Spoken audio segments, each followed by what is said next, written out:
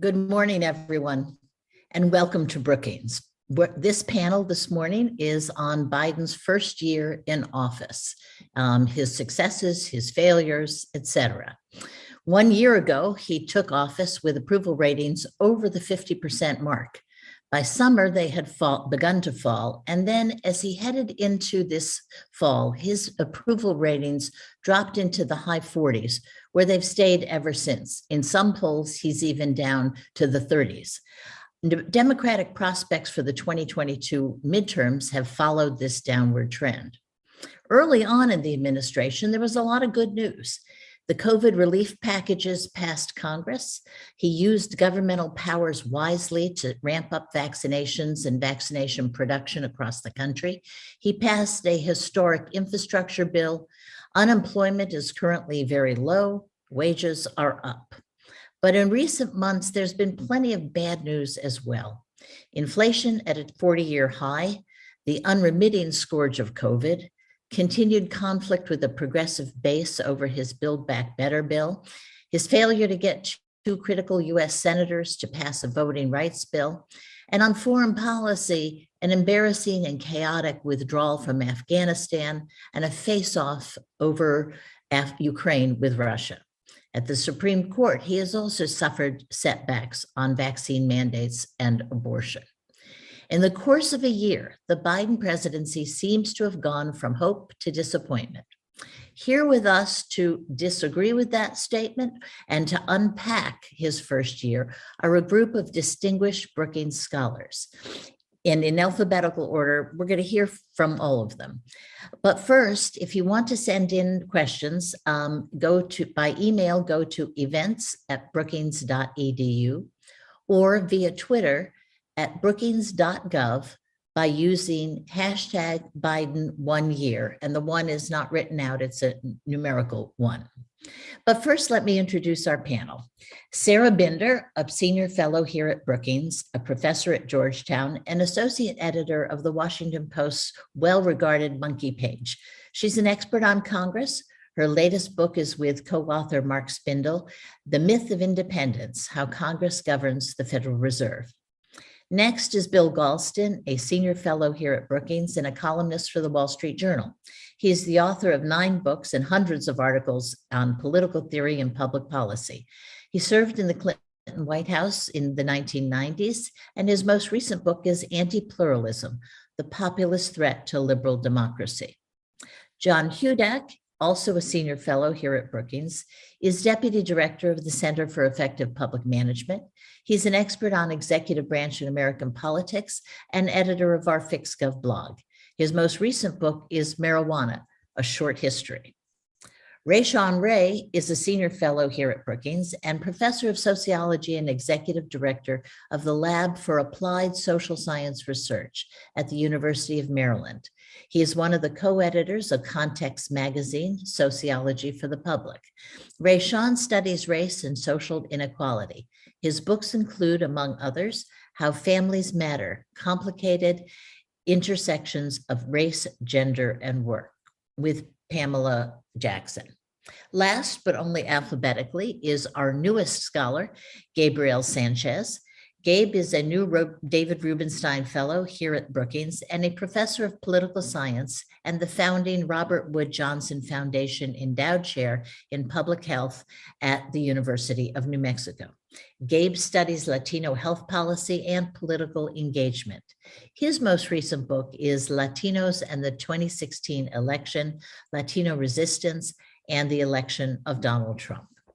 So with this great panel ready to go, let me start off with the first question.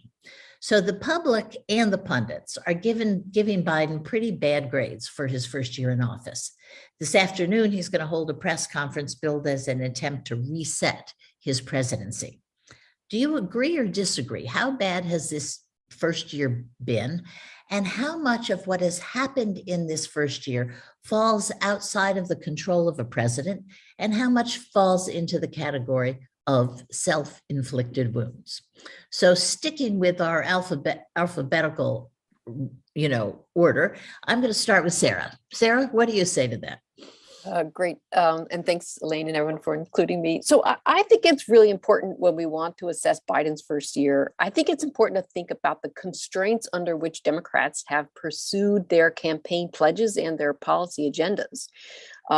I would tick it off to four things, and I'll run through them sort of quickly. Margins, McConnell, pandemic, and an increasingly partisan Supreme Court. Today's majorities in Congress labor under a number of really tough, historically tough conditions. The slimmest of majorities, we have very few evenly split Senates. Past ones don't last very long, so there's no margin for error as we've seen watching the Senate. These are polarized times, as we know, by which we mean that there's not a lot of common ideological sweet spots between to anchor the parties, a lot of partisan team play, your team's for it, so my team is against it, an intensely competitive party, right? Control is just around the corner, so why go to the bargaining table? Why not hold out until you are in control? That seems to permeate the legislative process, except in the rarest of circumstances when we get something like bipartisan infrastructure. Third, pandemic. I think we probably underestimate the ways in which it is constraining what can be done in Congress, as well as reshaping the agenda, right? It puts on the plate of Biden and the Congress issues they probably don't want to be dealing with, right? Even today, they're thinking maybe they need another COVID relief plan. And keep in mind, the first COVID relief plan back in 2021 of the Biden administration took up a sort of core, what we call the reconciliation bill, right? And I can't name another year where there have been two large substantive reconciliation bills. So the pandemic stole that reconciliation bill. And it's put out of reach, I think. We'll come to Build Back Better, but it's certainly increased the pressure made it harder to achieve another big bill. Finally, just to keep in mind, the court, to the extent that the Biden administration targeted getting the virus under control, the court has made that harder. And I think last week's emergency refusal to allow the Biden OSHA order to go forward. I think by most analysts' views, the decision was unhinged from the text of the statute, which makes me think that the court is going down a very partisan, not just conservative, but quite partisan approach, which has surely undermined much of what, or a lot of what the Biden administration has, all those eggs that they put into that pandemic basket. So, and obviously, as we'll come to, I'm sure, things out of Biden's control to some extent, inflation, right? Largely pandemic driven, the great resignation, labor shortages, goods shortages, and of course, a lot of government spending that I think economists will disagree about the degree to which it's fueling inflation. So constraints are big here. And I'll leave to others thinking about the executive office and how well that's been managed and so forth. Sarah, that's a great opening. And when you started margins, McConnell. I was hoping that you could do 4 M's, but I couldn't figure out. I was working on it, but it was still a little early in the morning. Bill Galston, what's your impression? I'm going to take the other side of the debate, if that's the right word for it. I think that most of President Biden's wounds have been self-inflicted. I could go down a long list, but perhaps the best way to start is to say that all of the constraints that Sarah just listed were known in advance. I mean, President Biden knew exactly what the legislative numbers and margins were the day he took office. And the job of a leader is to function effectively within constraints, not to pretend that they don't exist. The American Rescue Plan, the first bill passed, was, as many analysts said at the time, about twice as large as it should have been, given the economic problem that it was trying to remedy. And a number of economists, including some closely associated with the Brookings Institution, said that that bill would be inflationary. It's not the only cause of the inflation, but it poured fuel on a fire that was already smoldering. The president knew very early on that Build Back Better and voting rights would have to be done on the basis of only Democrats. And so negotiation within the Democratic Party was absolutely critical. The president unwisely subcontracted those negotiations to the congressional leadership, which proved unequal to the task and lost a lot of time figuring out what should have been obvious from the beginning. I don't need to tell anybody listening in what happened to the voting rights bill. And if you look at the two things that are top of mind for the American people, namely COVID and inflation, a number of members of President Biden's own COVID transition task force have criticized the administration heavily for putting all of its eggs in the vaccine basket, forgetting about testing, forgetting about adequate stocks of high-quality masks, N95 and KN95 masks. And on inflation, the administration first denied that it was happening, then said, well, it's in scattered areas. Then it said it was transitory. And finally, after almost a year, got around to admitting that it was a real problem. Meanwhile, prices were soaring at the grocery store and at the gas pumps, and the American people in droves were getting angry that the administration seemed not to be focusing on what they could see right in front of them. So I could go on, but I think the Biden administration made serious mistakes during its first year and needs a course correction urgently. Thank you, Bill. That's a great two ways to look at this. John Hudak. So I agree with Bill on a bit of what he said about there being self-inflicted wounds for the Biden administration, and I think that can't be denied. But at the same time, I wouldn't be as bearish about the Biden administration so far. I think one of the real challenges that the president has had has been in terms of the way that he has sold himself to the American public and his administration. He ran for president as someone who talked a lot about his own experience, his own ability to reach across the aisle, and his ability to calm what was a tumultuous 4 years for this country. And in a lot of ways, he has not delivered on how he has sold himself. Some of that is because of his own doing, but a lot of it, as Sarah said, is because of the realities in Congress. And while I agree with Bill, the president knew what those numbers were when he took office. It is hard to argue that the majorities that he had, the slim majorities that he has not undermined him in a way that would elude any president. At the same time, however, the president has had some real successes, some of them very visible, others more behind the scenes.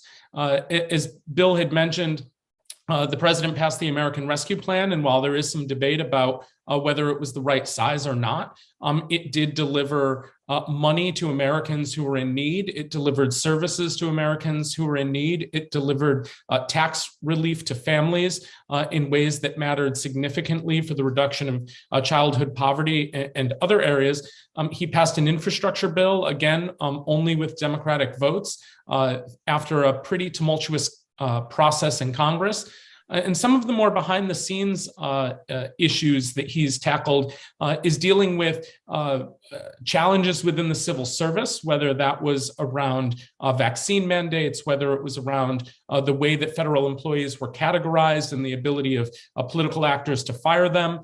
He has done things that don't make a lot of headlines, but ultimately have significant impact. Our colleague Russ Wheeler is going to have a few pieces up on our FixGov blog later this week about the president's impact on the judiciary.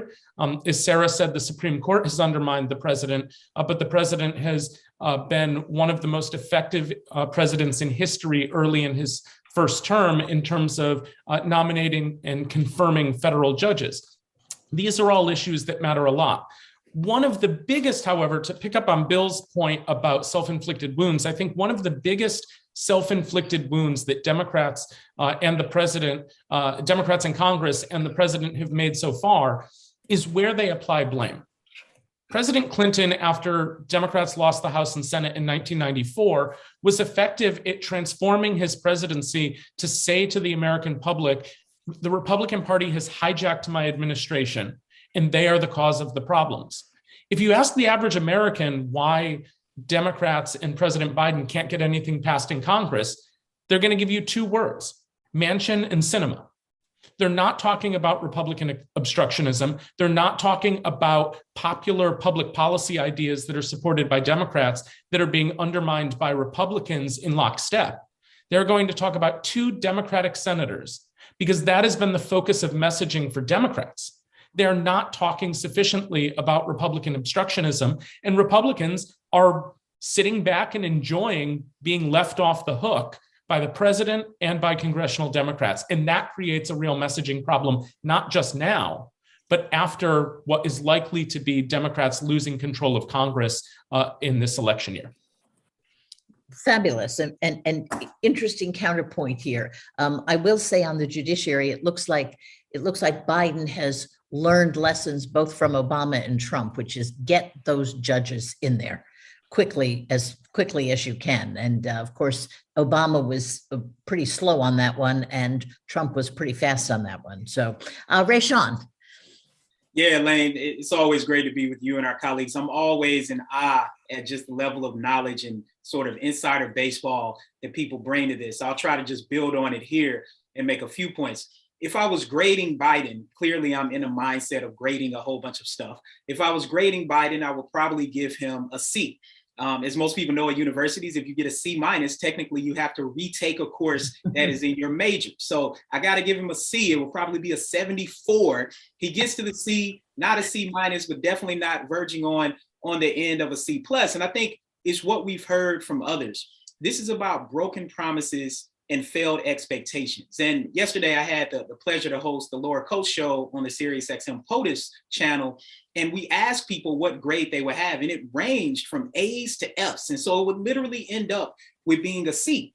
And it wasn't necessarily about what Biden had done. It was more about what he said he was going to be able to do.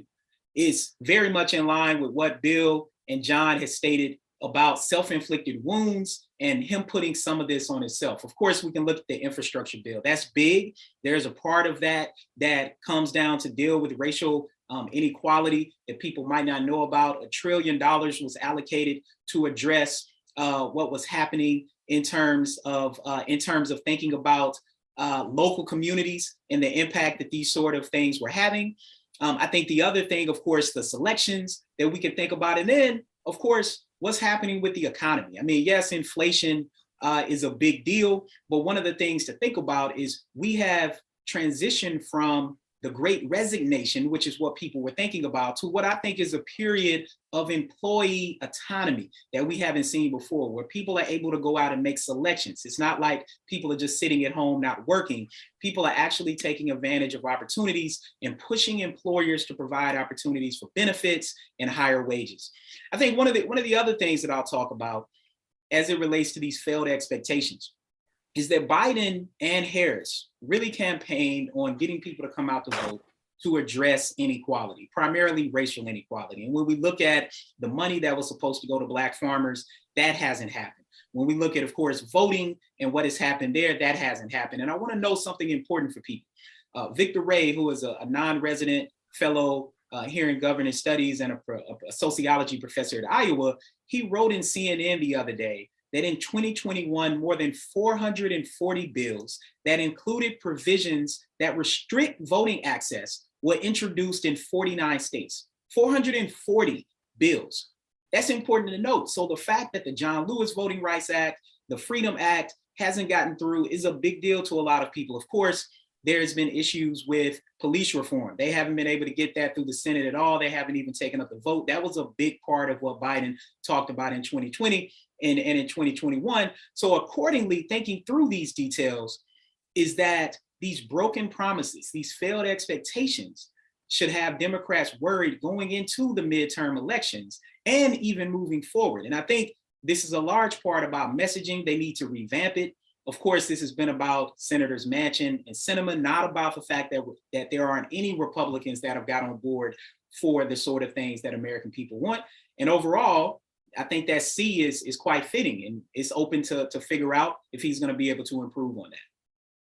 Thank you, Rayshawn. And I'm really impressed with your precision, not just a C minus, but 74.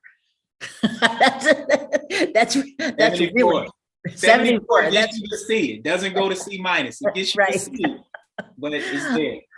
Good. Gabe, last word on this round. Yeah, thanks, Elaine, for having me on this Rockstar panel. I don't know if I'll be as precise as a 74% as Dr. Ray has, but I think just, trying to cover some spaces that haven't already been talked about, I think it's just really amazing how quickly things have changed for the Biden administration. We're off to such a great start when they took office, but now we're really in a position where we're all mostly talking about missed opportunities and not the wins from the first year. Look, we all recognize the obstacles the president is facing, which are overwhelming and in many ways truly unprecedented. But that said, the sharp drop in approval ratings are telling. And to me, as much to do with missed opportunities to take advantage of some important wins with effective messaging as the obstacles that we've all talked about that the president is facing. Let's talk a little bit about voting rights. Key issue for Latinos, African Americans, Native Americans, again, a big part of the voting bloc that put the president into office. I think when we look at national surveys recently, they show that more Americans want the president to say and do more on voting rights than those who want him to do less. And to his credit, the president has really been responsive to the public mood on this issue and intensified pressure on voting rights. But many Latino and particularly African-American voters might feel like it's too little too late. Following the 2020 election and the move across mostly Republican states to pass legislation restricting access to the ballot box, many might wonder, why did this intensification not happen earlier?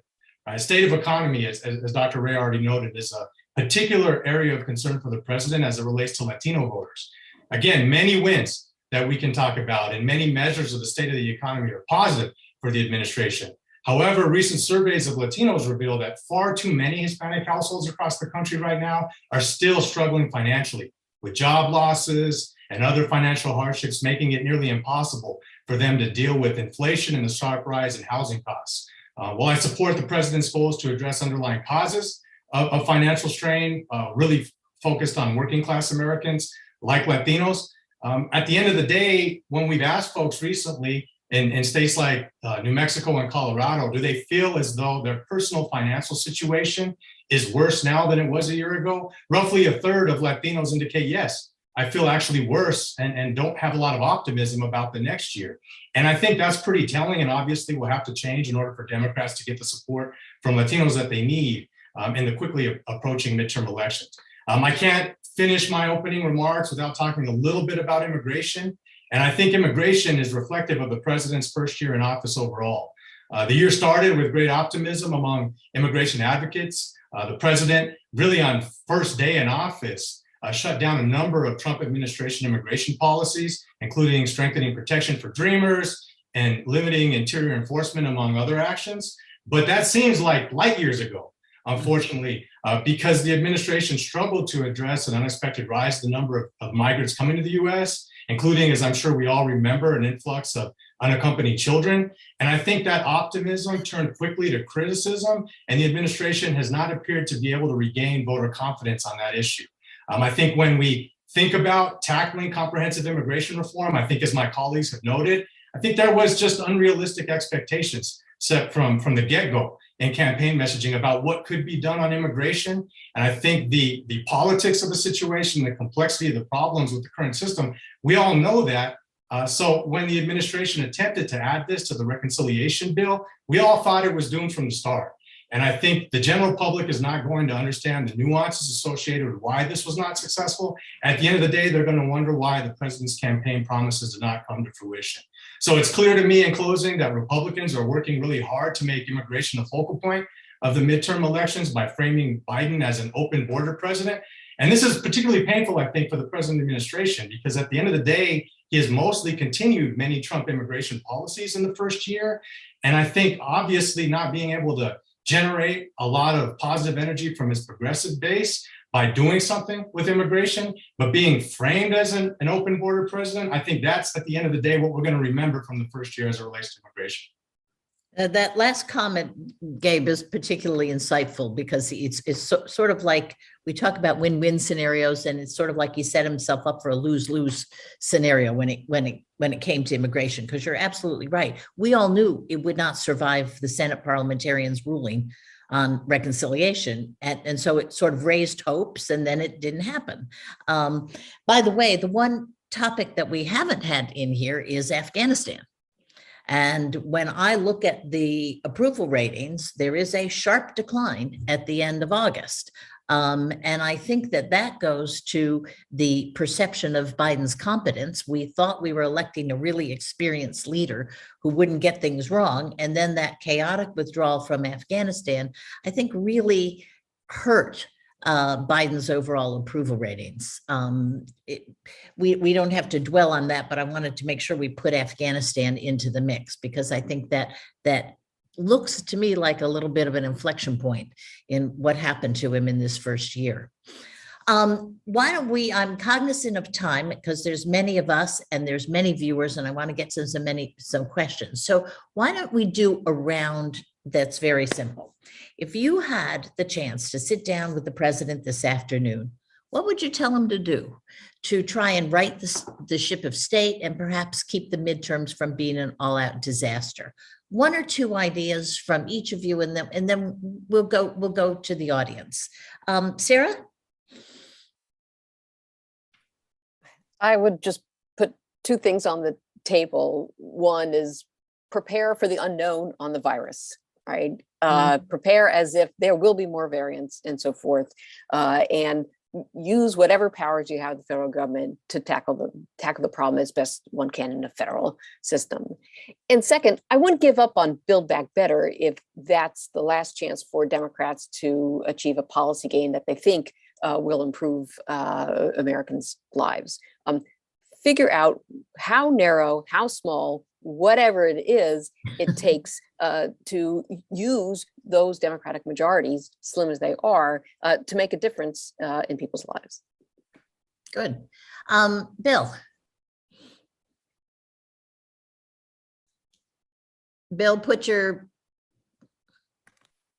I have a 5-part agenda, which I'll just tick through very quickly. First of all, I agree with Sarah, right? There are elements of the Build Back Better bill that could command 50 votes in the US Senate.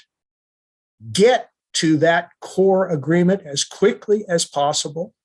Make it clear that Democrats can't get what they want, so they should take what they can get. Don't zero out Build Back Better. Number 2, there is progress to be made on voting rights. Let us remember that the events of January 6th were triggered by ambiguities in law about how the Electoral College should function and what the rights of the vice president are. There is bipartisan movement on the Electoral Count Act, reforming it since it was passed in 1887 and wasn't any good that year and hasn't gotten any better. And there are also other bipartisan bills in the Congress, such as one that would enable the expansion of chip production in the United States much faster than would otherwise occur. And that's turned into a major bottleneck, which relates not only to the availability of cars, but also the cost of many goods and services in the country.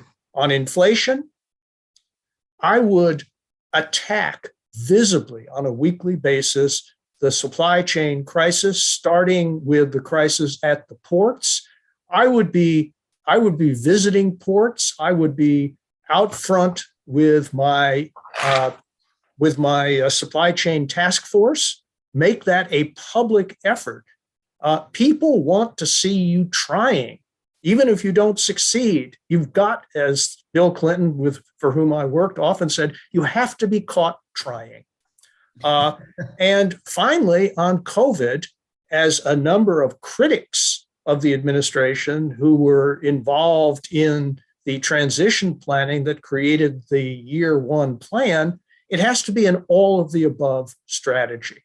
They put all their eggs in the vaccine basket. That basket is full. They now need to focus on therapeutics, on masks, and on testing equipment to make a difference, which they haven't done in months.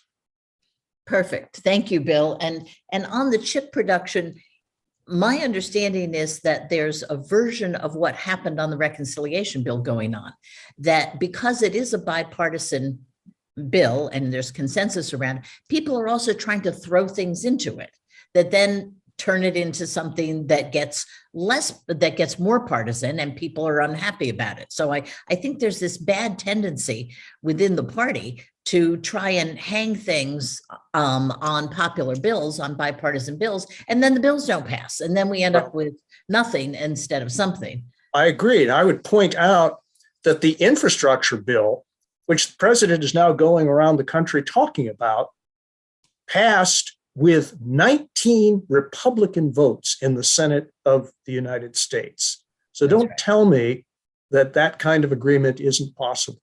It is, but you have to allow a bipartisan process to play out, and you have to make political space for it. Yeah. John.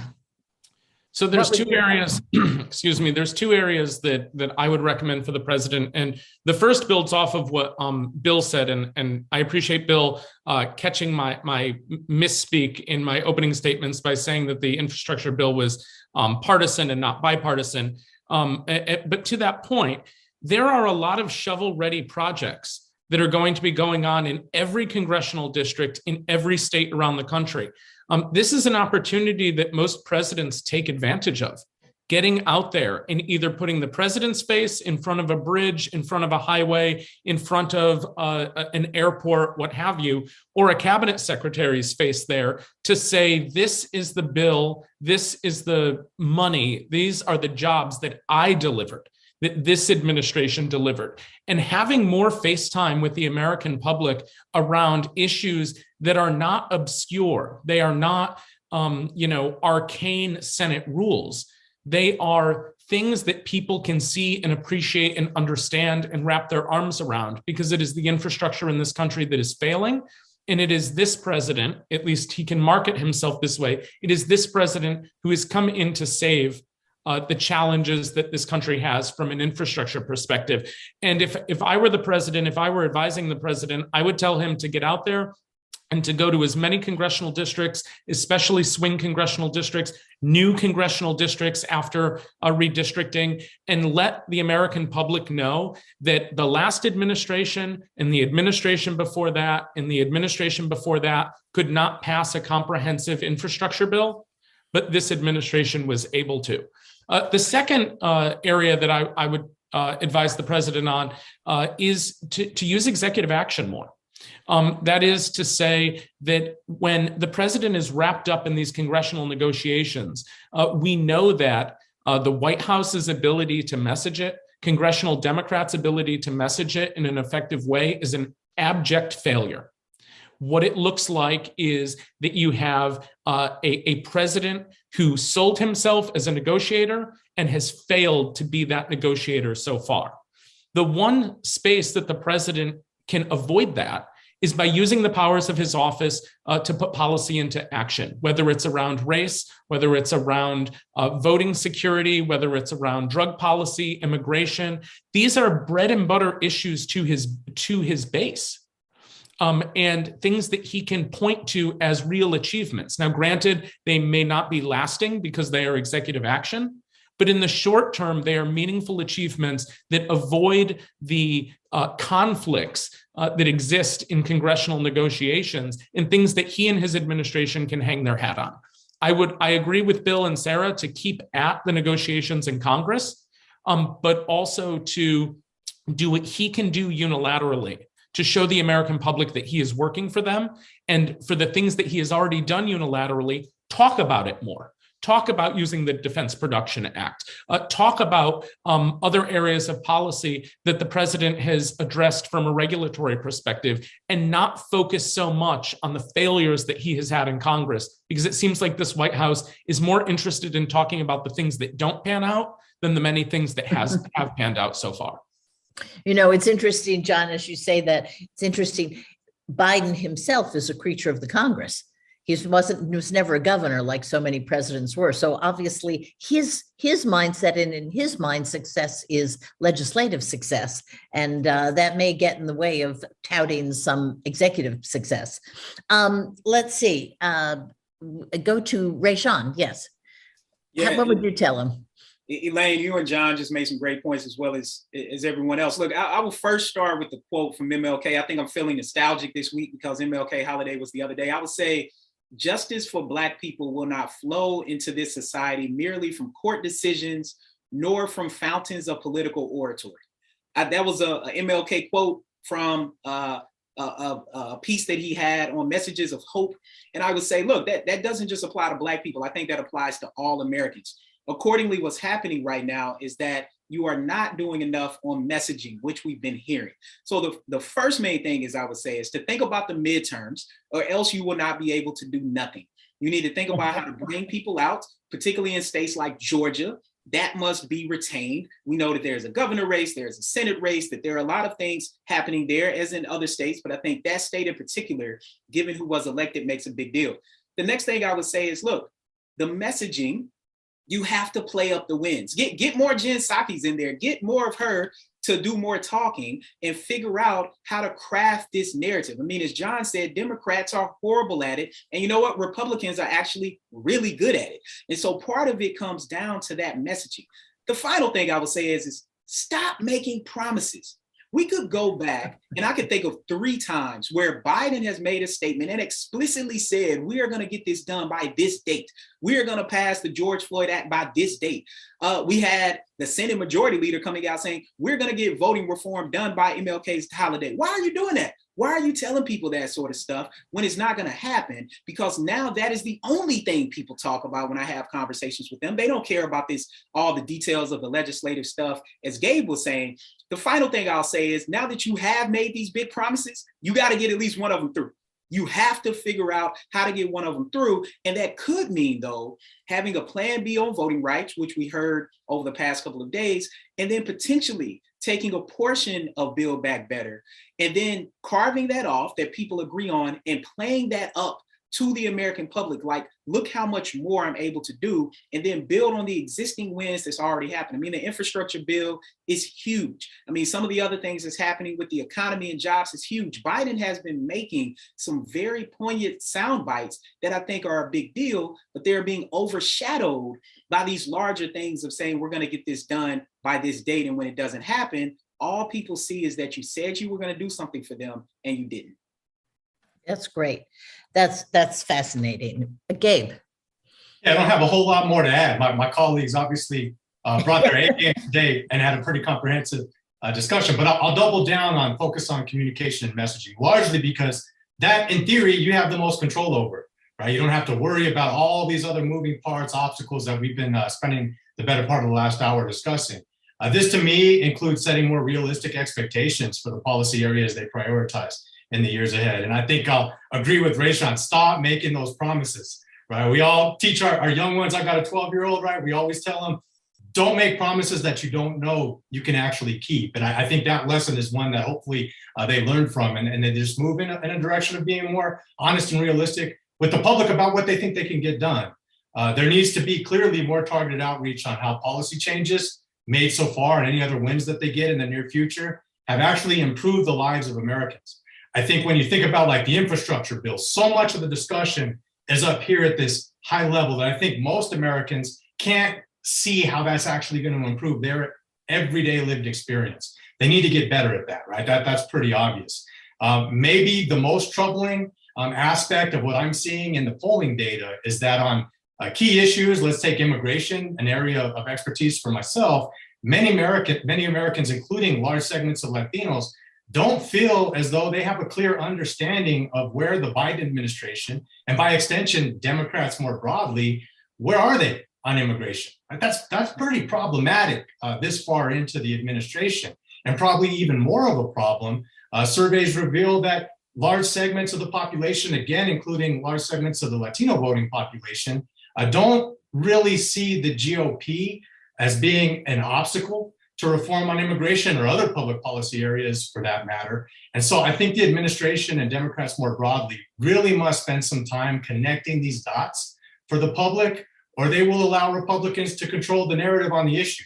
And as we've all noted, Republicans are very good. They're already starting to beat that drum on the narrative ramping up for the midterms. And I think if Democrats don't copy some of that playbook and get out there and start framing the message, they're going to be in trouble. Right? And finally, I think directly for the president, he needs to spend more time directly engaging the public. Get out on the road, make your case directly to the public. Something at the end of the day, most folks that track this will say he has not done enough so far of actually being out on the road and directly engaging the public on these issues.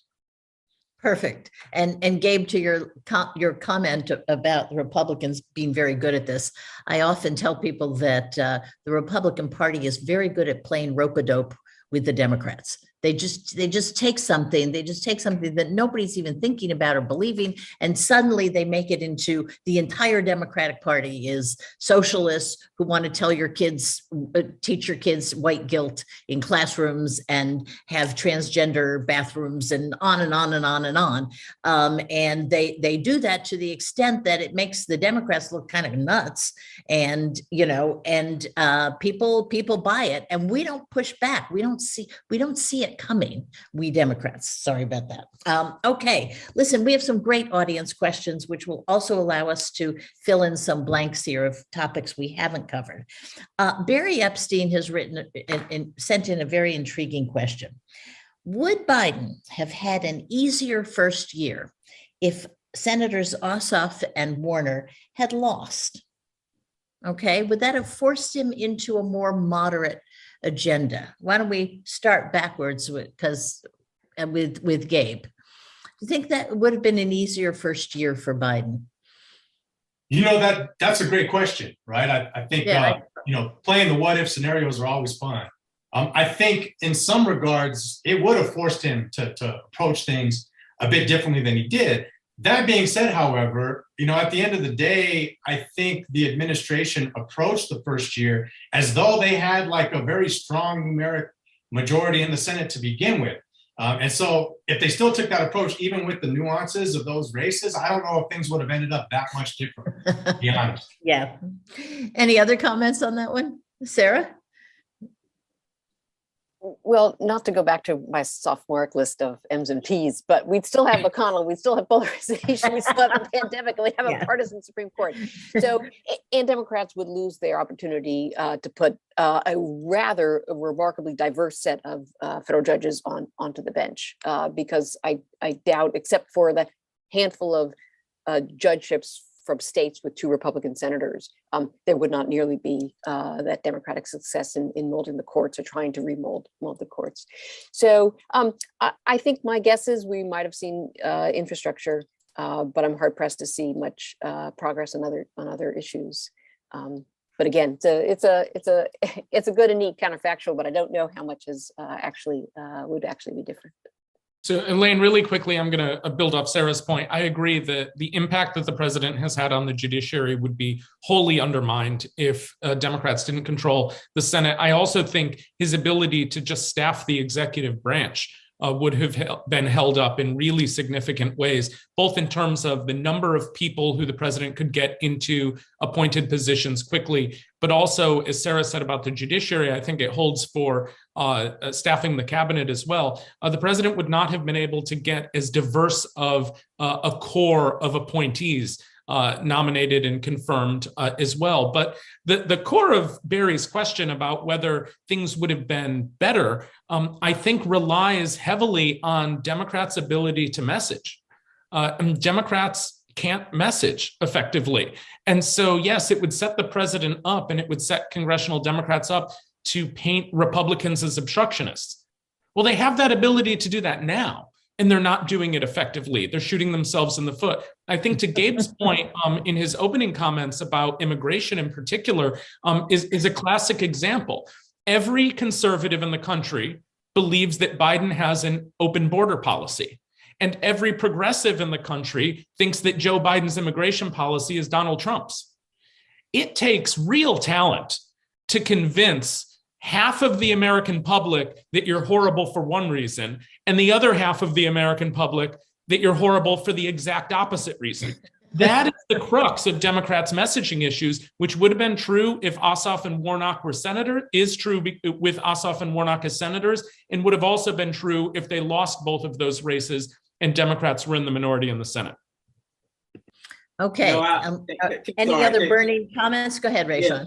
Can I just quickly say, I grew up in Georgia, as many of you all know. I grew up in Atlanta. I completely agree with what people are saying. It's to the American public, it could be that some of the same legislative outcomes could have happened, but the judges will be a very, very big deal in terms of what's happening there. And in particular, if we go to the state where I was born in Tennessee, as you all know, last week, Marsha Blackburn came on the huge offensive to a nominee, Andre Mathis, who I actually went to college with at the University of Memphis, who's a great guy, by the way. But that speaks to, if they weren't there, potentially the statement she was trying to make about some speeding tickets for going 5 miles over the speed limit. We could talk about why that might have happened. But nonetheless, it would have probably further made the likelihood that people like Andre Mathis and others might not be able to get on the bench. I think the other thing about Georgia and Senator Warnock being there, look, he's a pastor. He is the pastor of MLK's church. The symbolism of that in Georgia.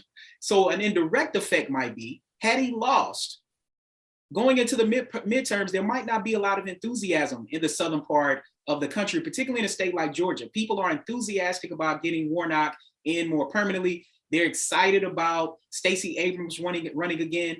If they had have lost, I'm unsure if that momentum would be there in Georgia, which then goes out to other states. We got to look at Alabama and Mississippi, which have been electing minority mayors, Black mayors in cities that have not happened before. So there's this trickle-down effect of Democrats building the farm team that might not have happened if they weren't put in the Senate.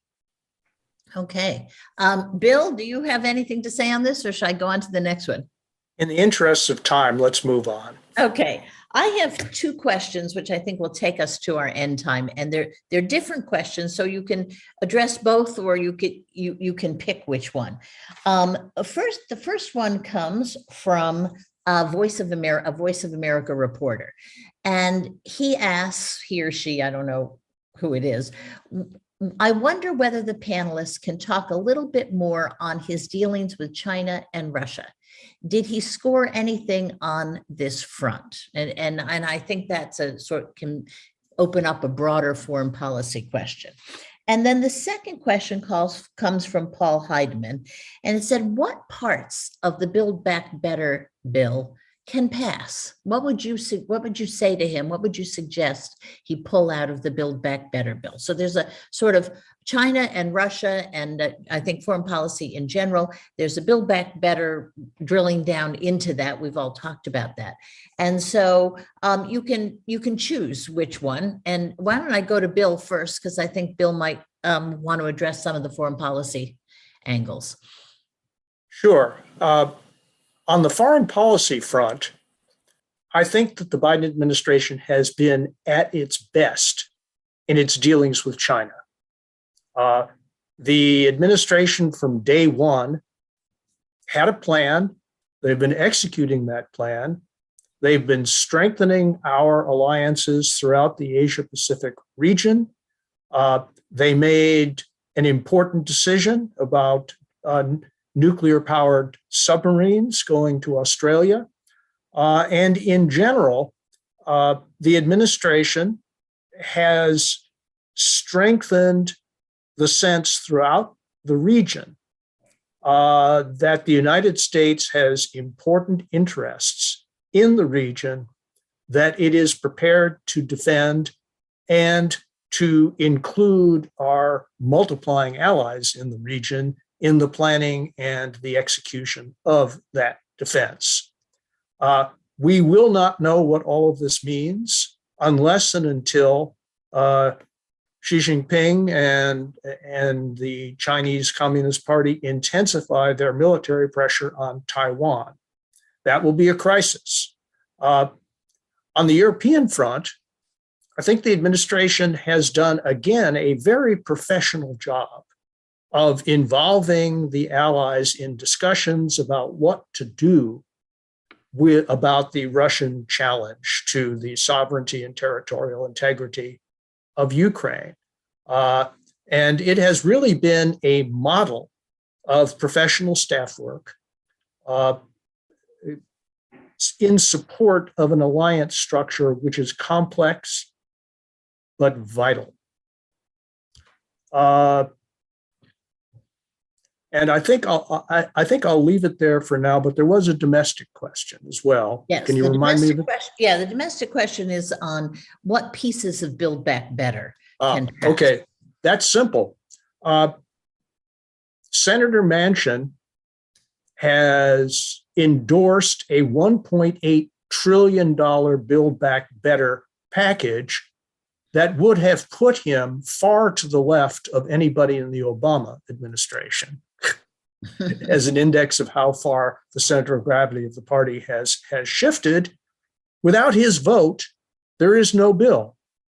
So take his package, make sure that Sinema supports it, and then tell the rest of the party it's this or nothing. Okay. Let's see. Let's start with John. John, you can answer both or one. Sure. I'll stick to the domestic policy question. Bill's expertise on foreign policy far exceeds mine, so I'm going to defer to him on that. But in terms of breaking up Build Back Better, I think there's two conversations that the president should have. One of them is obviously with Manchin and Sinema about the parts that they are supportive of. And I think Bill points effectively to what Senator Manchin has said that he supported or would be willing to support, which is actually quite substantial. It might not be what House progressives want exactly, but it still delivers a lot of important policy reform to everyday Americans. The other conversation to have is with Republicans in the Senate, and to ask them what in this are you able to support? It's hard to imagine a bill going to the floor to put a cap on insulin costs that every Republican in the Senate is going to be willing to vote against in lockstep.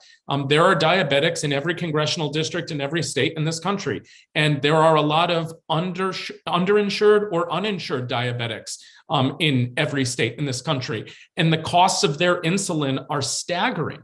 And so when you think about what is doable, but also at the same time, something that is going to be nearly impossible for Republicans to defeat. Those are the types of policies that you go after. And until you have a really open conversation with Republicans in the Senate about every individual detail of this bill, you're not going to know exactly what that is. And I would go a step further to say, I think the defeat of the larger Build Back Better bill ends up at the end of the day being a political win for the president, because I think if it passed, Democrats and the president would have an impossible task of convincing the American public that it was a good idea, that it wasn't hyperinflationary, that it wasn't something that was socialist, et cetera. It reminds me a lot of the Affordable Care Act. A lot of Americans supported a lot of individual provisions of the Affordable Care Act, but they hated the Affordable Care Act. Build Back Better would have been exactly the same thing for the Biden administration, where people would have loved the rebate on electric cars. They would have loved lowering prescription drug costs and a cap on insulin. They would have loved, leave provisions and the child tax credit, but they would have said that Build Back Better was socialist. Yeah. And Democrats would have never been able to counter that. And so breaking it up ends up not just being a policy win, but ultimately the better political win for this administration. I totally agree. I don't know why we are addicted to these mammoth bills anyway. These mammoth catch-all bills are impossible to message, but piece by piece, they're pretty good. Sarah? So let me just first say, I understand the allure of the piece by piece strategy, and for all the reasons you've laid out, it makes a lot of seemingly political and electoral and bipartisan logic. But the problem is, in today's Senate, intense partisan disagreement, not necessarily over details of policy, but over partisan team play. Your team's for it and my team is against it. And McConnell has already issued his version of we want to make Biden a one-term president. And that just does not leave a lot of opening. Maybe a better, maybe a president who served in the contemporary Senate more recently than a decade ago might have made a difference. But there's not a lot of opening here for piece by piece legislating where you're counting on at least 10 Republicans to join in. And so why do we end up with these mammoth bills? Because that's the structure that Democrats or a Republican majority have under the rules of the Budget Act. And I agree, you throw $2 trillion of material into there and nobody knows what it is, and no one can say what the Biden administration has been working on. So in some ways, I think the Democrats are caught here. Although I think maybe this was John's point earlier, or maybe it was Ray's, better to have tried and make the claims than to overpromise. Maybe it was Gabe's point, and regardless, even if you come up empty-handed. That said, if I was waving the magic wand, and if I was not Nancy Pelosi, Chuck Schumer, and didn't have to actually build this majority, I would go for tax incentives for clean energy, because it seems to be, as long as they weren't punitive, that Senator Manchin would sign on. Money for ACA, Affordable Care Act subsidies to help Americans buy insurance, which also has not been a lightning rod of late. And work on that child tax credit, right? It has a bipartisan history, not a long history, but it has a bipartisan history. It's been expanded over time. I think Democrats probably got lucky last year to take advantage of the crisis afforded by the pandemic to make what I think social policy experts said was a remarkable child tax credit. They're not going to get that version again, but find a version that works. It seems to be a policy that puts money into deserving parents' pockets. So I think the point is there is room for progress here, but I don't know how well our counterfactuals would actually lead to different outcomes for 2021. Gabe, and then Rayshawn, and we'll be ready to have final words. Gabe? I'll take a shot at the domestic policy question as well. I think I agree with all the comments that have been made so far about the negotiation process involving finding common ground among both Republicans and obstacles in the president's own party. However, I'm usually a pretty optimistic fellow, but these days it's becoming increasingly difficult to be that. I think I agree with what Sarah pointed out. I mean, we've been pretty hard on the president administration, but with my last comments, I think we've got to point out the elephant in the room, which is as long as Republicans prioritize not allowing the Biden administration to have any wins whatsoever, right, overpassing policy that even large spread members of their own party support, I don't know if there's going to be a whole lot of room for negotiation, right? All that being said, right, among the pieces of the puzzle that I think have the widest support and greatest chance of actually getting done if it's broken apart, expansion of affordable healthcare coverage and affordable housing, to me, are areas that have widespread support and have become even more salient during the pandemic. Right? Every single survey, Democrats and Republicans alike, both indicate the cost of healthcare insurance and the cost of healthcare is too high and they want something done about it, and growing concern about being able to afford housing, whether you're talking about mortgage or rent. So I think if it does break apart, those two areas hopefully will be something that could get done, and the administration could directly point to how that's directly impacting them at the individual level, which we've all talked about needs to happen. Fabulous. Rayshawn? Yeah, I'm going to double down talking about children and families. The child tax credit and universal pre-K, which we haven't brought up, seem to be two big things. I think that can be leveraged about the pandemic, that we know that children are falling behind. When it comes to the child tax credit, we know that Senator Manchin has made some inflammatory and very stereotypical statements about low-income families. They're not overwhelmingly using that money on drugs. They're using it to put food on the table, keep their lights on, including many in West Virginia. With that being said, something that Manchin seems to be open to is lowering the threshold for the child tax credit for which families qualify.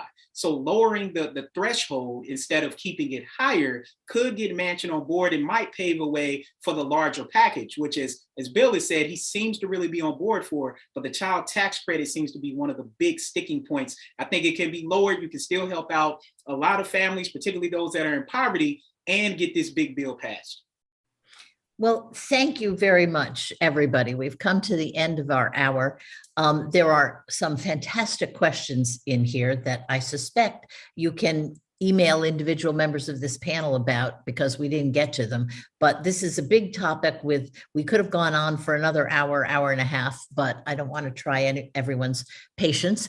And thank you to Bill and Gabe, Sarah, John, Rayshawn, for participating with us this morning. And thank you, audience, for some very insightful and interesting questions. This is a big topic. I suspect it's a topic that's being heavily discussed in the White House day after day after day. And we'll see how the president steps up to the plate this afternoon at his news conference.